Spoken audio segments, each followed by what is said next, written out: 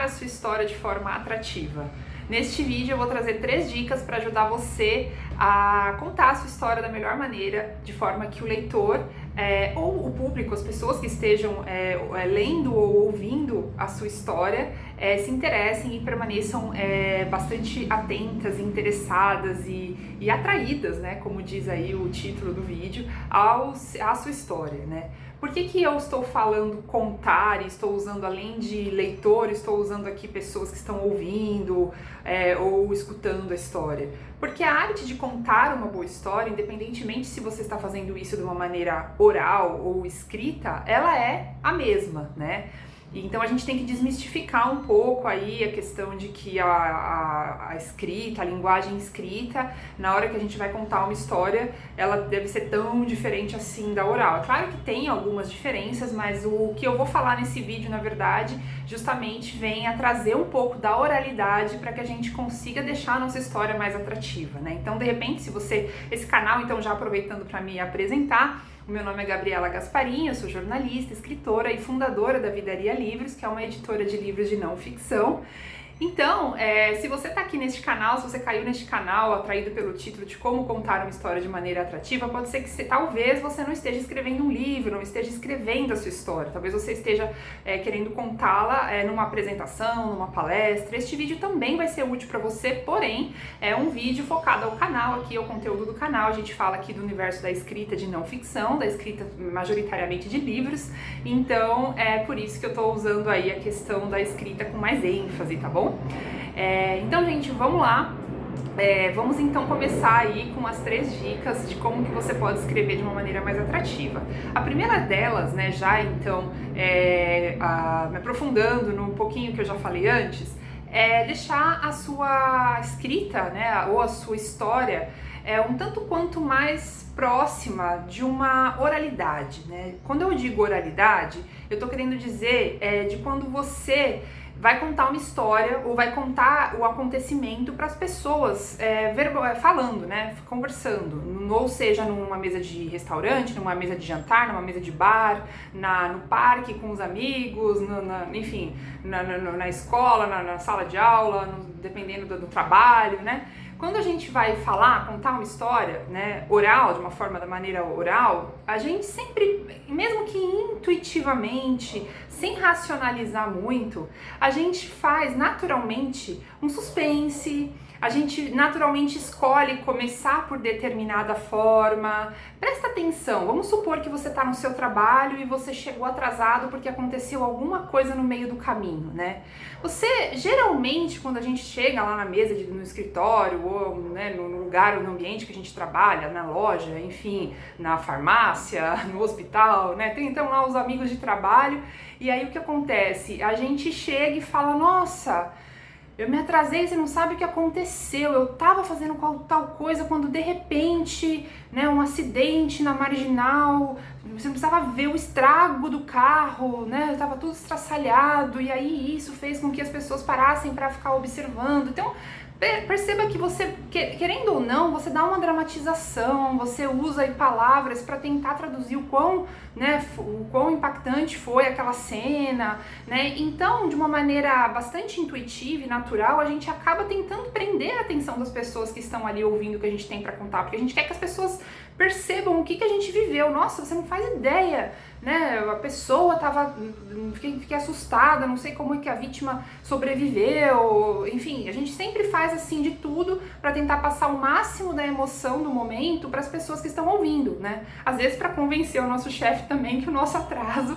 não foi assim algo por preguiça, né? Enfim, realmente aconteceu ali um episódio. Às vezes a gente até dramatiza mais porque estava a quilômetros de lentidão, né? Aquela coisa. E a gente acaba aí utilizando palavras para poder fazer com que isso soe aí realmente grave e tudo mais, né?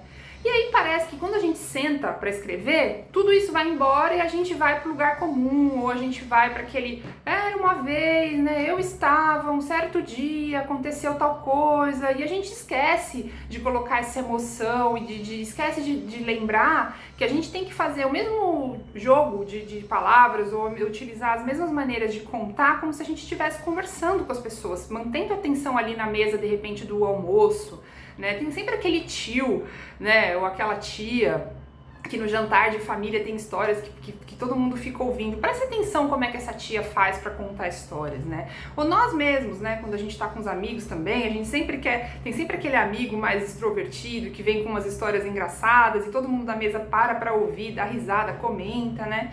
Então a gente quer que a mesma reação aconteça com o leitor, ou no caso que você tá aí querendo contar uma palestra, uma apresentação com o público, né? Então o que a gente faz? A gente escolhe por onde começar, né? Então, geralmente a gente começa por um lugar que a gente sabe que a gente vai deixar uma deixa para que a pessoa queira continuar lendo aquela história ou ouvindo aquela história, né? Então a gente não começa já dando aí a deixa, porque eu me atrasei porque tinha um acidente, né, e uma vítima. Não, a gente fala, nossa, porque de repente o trânsito começou a ficar mais lento, eu não sabia o que estava acontecendo, eu não sabia se era porque geralmente é isso, né? A gente tá lá no trânsito, a gente não sabe se é acidente, se é uma viatura, se é muitos carros mesmo, se é o farol que quebrou. Então a gente vem com aquele suspense, nossa, porque eu fiquei mais ou menos um tempão ali esperando, não sabia o que era, né? Fiquei imaginando, porque geralmente naquele horário a via mas o trânsito ele flui melhor, né? Aí quando foi se aproximando que eu fui vendo ali uns faróis, umas coisas,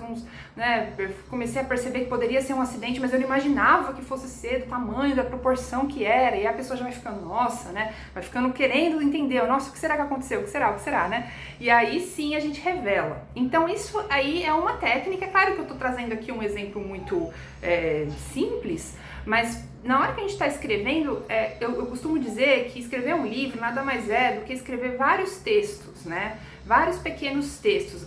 Então, se você vai escrever, vai começar, você tem que começar de algum jeito. Então, tenta trazer já, logo em todas as vezes que você vai começar um texto, essa empolgação e essa maneira mais oral de contar, né? Porque às vezes a gente fica ali querendo rebuscar muito, querendo fazer um português muito correto, se preocupando muito com o português e geralmente não funciona. E uma dica também, geralmente quem faz cursos de escrita criativa, cursos para soltar, destravar a escrita, é muito comum ter esse exercício, né? Que os professores fazem, ou os tutores, né? Eles pedem pra gente pegar, geralmente nesses cursos a gente tá sempre escrevendo com uma folha de papel mesmo, a gente não tá com o computador, né? Que hoje em dia a gente acaba escrevendo no computador, a maioria das pessoas, mas nesses cursos geralmente a gente tá com uma folha de papel, uma caneta. E o que é legal? O professor coloca ali um timer, né? Um timer, ou a professora, enfim, a pessoa responsável ali, 10 minutos, pense na história que você vai contar, você tem 10 minutos, você não tira. Um dos cursos que eu fiz, o professor falava pra gente não tirar a caneta do papel, era pra gente ficar 10 minutos contando o que vinha à nossa cabeça, sem se preocupar muito com a estrutura, sem se preocupar muito com a ordem. Vai escrevendo o que vem na sua cabeça, né? E conta essa história quando eu falar, quando vai faltar, sei lá, 2 minutos eu vou avisar, você já vai finalizando e quando acabar, acabou, você para e solta a caneta do papel, né? É uma maneira da gente liberar as ideias sem ficar preocupado, sem se preocupar muito com a estrutura, com a ordem, né? Eu mesma, como eu trabalho escrevendo, às vezes eu percebo que eu tô ali faz 10 minutos, né? Até mais, às vezes, arrumando 1 ou 2 parágrafos, a coisa parece que não anda, eu não consigo explicar. Às vezes a gente se perde muito na hora de explicar determinada informação ou contar determinado, né? A gente fica muito preocupado, assim, de não repetir muita palavra ou de não deixar muito truncado, de não usar muita vírgula, né? Aí quando eu tô muito assim, eu respiro um pouco, eu penso, Gabriela, apaga esse parágrafo e escreve como se você estivesse contando. Como é que você faria se você estivesse contando isso para uma pessoa, né? Em uma conversa? E aí eu escrevo como se eu estivesse contando com a pessoa, para a pessoa, né? E aí eu percebo as palavras que eu usaria, a forma que eu usaria, e aí às vezes funciona bem, né? Às vezes não, mas geralmente traz uma solução para eu destravar aquele trecho que estava ali emperrando, né? Então essa é a primeira dica, tentar trazer um pouco a sua história para uma linguagem um pouco mais oral, de contação de história mesmo, tá? A segunda dica é usar as suas próprias palavras, o seu próprio vocabulário, o que você tem de único, de exclusivo, que é só seu e que as pessoas vão adorar conhecer, né? Para isso eu trouxe como exemplo esse livro, que é o da Natalia Ginzburg, chama Léxico Familiar. Né, essa autora é uma autora italiana, falecida já, ela é muito famosa, ela tem livros muito muito lidos, né? E ela, nesse livro, é muito legal, justamente chama Léxico Familiar, porque ela conta as memórias da infância dela, na época da Itália nazista, e ela conta como que a família dela, ela tinha ali, acho que se não me engano, 13 irmãos, tinha o pai dela, tinha a mãe dela, tinha os tios, os parentes, então ela conta aquele universo ali da infância dela, sempre pelo lado do léxico familiar, né, das linguagens, das falas, de como que as pessoas conversavam. Então é muito gostoso de ler, porque você se sente imerso mesmo naquele universo ali daquela família, e de como que o irmão falava, de como que a mãe berrava, de como que o pai era turrão e tudo mais, né? E aí ela usa palavras que eram expressões e formas de dizer que eram únicas dessa família. E isso faz com que a gente queira tanto ler, que a gente se sinta tão dentro daquela história, porque é um universo particular deles ali, cujo destaque, né, cuja essa singularidade, ela se destaca na história por meio das palavras, do léxico, da forma que as pessoas usavam para falar. Eu já li faz um tempo esse livro, então para gravar esse vídeo eu busquei e quando eu li eu não cheguei a grifar esses trechos, eu até me arrependi, eu falei, nossa, se eu tivesse grifado, porque tem trechos assim, quando acaba sendo muito legal assim você ler, é gostoso de você ver a forma como ela falava do pai, como que o pai se comunicava, né? Mas aí para gravar o vídeo eu tentei selecionar, tentei achar aqui aleatoriamente, né, um trecho interessante, aí folhei algumas páginas e achei um trecho que ilustra um pouco esse vocabulário legal que ela traz, exclusivo dela que ela traz. Então eu vou ler, é bem curtinho, então vamos lá. Às vezes eu até fazia tromba ou tinha caprichos, porém era criança e naquele tempo minhas trombas e meus caprichos não incomodavam muito minha mãe. Está me pinicando, começava a dizer de manhã, quando minha mãe me vestia e me enfiava certas malhas de lã que me incomodavam a pele. Mas são malhas boas, dizia minha mãe, são da Neuberg, não vai querer que eu jogue fora. Minha mãe comprava nossas malhas na Neuberg, e se malha era de Neuberg, devia necessariamente ser boa, macia e não é possível que incomodasse a pele. Então, gente, veja bem, nesse pequeno parágrafo, a gente usa aí, ela fala dessa palavra trombas, né, caprichos, que é uma palavra gostosa, diferente, assim, a gente não usa muito essa palavra no nosso cotidiano, né, mas aí a tradutora aqui, ela foi muito feliz em escolher, de repente, umas palavras que pudessem, né, traduzir um pouco, assim, a forma como a gente falaria no português, essas expressões, enfim, e ficou gostoso de ler, né? E essa coisa da Neuberg, que é uma coisa única também, né? Ou seja, logo a gente entendeu, né? A mãe dela comprava nessa loja, eu não conheço essa loja, não sei se alguém aqui conhece, mas acredito que não sei nem se ainda existe essa loja, né? Mas enfim, deu pra entender o clima ali, nossa, quando minha mãe comprava roupa lá, quer dizer que era boa, não podia pinicar, né, porque tinha sido cara, porque era de marca. Então, assim, é uma coisa única, né, que quem tá lendo, quem tá né, ouvindo ou escutando, fica interessado e diz, nossa, que gostoso, que legal esse universo aí dessa família, né. Então ela tem outros vários trechos maravilhosos aqui, né. E uma vez eu fiz um curso de escrita também, né, com o poeta Marcelino Freire, quem não conhece, né, um poeta brasileiro, nordestino, que faz aí, escritor, né, tem livros também, livros que não são de poesia, mas enfim, ele fala sobre isso, ele falou muito sobre isso nesse curso que eu fiz, e ele dizia o quanto que a gente tem que usar as nossas próprias palavras e o quanto que soa desinteressante quando a gente usa palavras que não são nossas, né, ele dizia muito sobre a poesia, né, dizia que no caso da poesia, às vezes a gente quer usar, né, umas palavras um pouco mais chiques, um pouco mais universo comum ali da poesia, mas que para ele até citava alguns exemplos de que para ele não interessa. Ele falou do orvalho, né? Eu nunca me esqueço que ele falava assim, orvalho, as pessoas gostam de orvalho, mas eu sou do Nordeste, lá onde eu nasci não tem orvalho, para mim não é interessante usar orvalho, né? Então, ele cita ali que para ele é interessante usar o nome da avó dele, aí ele cita lá o nome da avó dele, que eu não me recordo agora, né, e que ele dizia, você pode até não gostar do nome da minha avó, mas pra mim o nome da minha avó é maravilhoso, então eu vou usar o nome da minha avó no meu texto. E aí ele brincava um pouco com isso, fazia com que a gente descobrisse nossas próprias palavras e pudesse então fazer o nosso texto de uma maneira mais atrativa, e isso também prende a atenção do leitor, faz com que ele entre no nosso universo, porque isso é uma coisa que ele dizia também e que eu concordei, que é muito interessante, assim, quem são os autores muito lidos, quem são aqueles autores que a gente lembra depois, que a gente cita, são aqueles que ousaram, que eles se expõem, eles falam de si com singularidade, eles não têm medo, eles têm coragem de se colocar, né? Então a gente precisa fazer isso também como escritores na hora de contar a nossa história ou quando a gente estiver contando a nossa história em algum lugar, para que as pessoas, a gente deve ser autêntico, né? A gente deve usar aí a nossa singularidade para poder, prender a atenção das pessoas, que é isso, na verdade, que chama atenção. O que é tudo igual, o que é normal, o que é lugar comum, o que é clichê, não chama atenção, não faz com que as pessoas, né, se atraiam, já que o título é como ter uma, né, tornar a sua, como contar a história de uma forma atrativa, né? E a última dica, né, gente, que na verdade ela vai vir trazendo um pouquinho do que eu já falei na primeira dica, que eu falei na primeira dica pra gente tentar começar as histórias de uma maneira sempre interessante, né? E falei que um livro nada mais é do que uma coleção de várias histórias, né?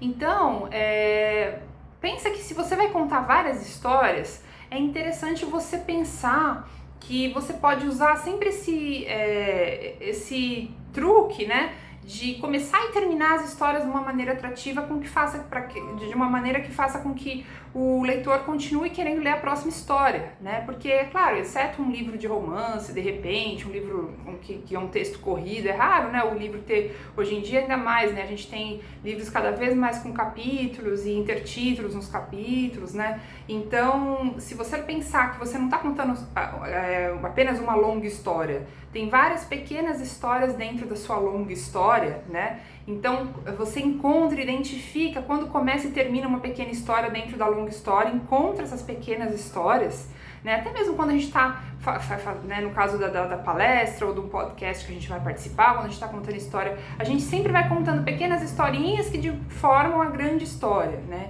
Então identifique quais são essas pequenas histórias dentro da sua grande história, dentro do seu capítulo, né? Você vai subdividindo, vai começando e terminando de uma maneira que você prenda a atenção, né? As séries fazem isso muito bem, né? As séries de TV, né? A gente assiste lá na Netflix. Por que a gente fica, às vezes a gente senta, a gente nem tanto porque eu não sou muito de assistir série, mas eu sei que as pessoas no geral, né, maratonam lá a série. Por quê? Porque acaba de um jeito que você já quer ver o que vai acontecer depois, né? Então eles já fazem isso de propósito e a gente tem que aproveitar, né, essas técnicas do nosso texto também, né? Então terminar já deixando um desfecho, mas aí então aquilo aconteceu, eu não imaginava o quanto que aquilo impactaria, né, no ano seguinte da minha vida, ou senão o quanto que aquilo mudaria o curso dos acontecimentos, sei lá, né, ou termina de um jeito que, nossa, né, você deixa de contar uma das partes, né, do final ali, para saber que pra pessoa saber que se ela quiser saber, ela tem que continuar lendo, né?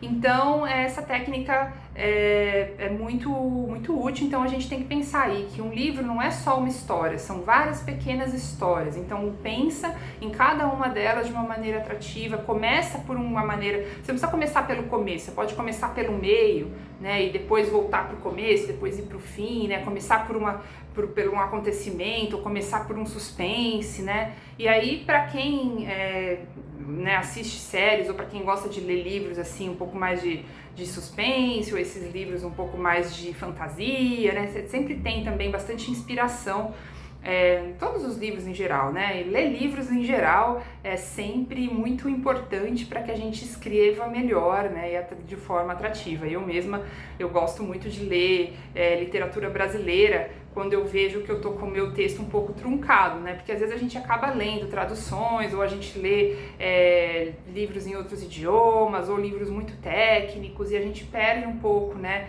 das palavras diferentes. Então, quando eu vejo que eu tô escrevendo de uma maneira um pouco assim, muito, muito chata, eu gosto de ler, por exemplo, Machado de Assis, né, que é um autor que sempre me inspira muito a escrever melhor. Aí eu percebo, nossa, depois que eu li ele, parece que eu escrevo de uma maneira mais fluida. É bem comum isso acontecer. Então, uma dica extra aí, que não estava no meu script de 3, mas a quarta, né, bônus, é a dica de ler mais, né, ler livros com, né, escritos em português, né, pode ser literatura portuguesa, pode ser Saramago, enfim, outros autores aí que eu não vou lembrar agora de citar.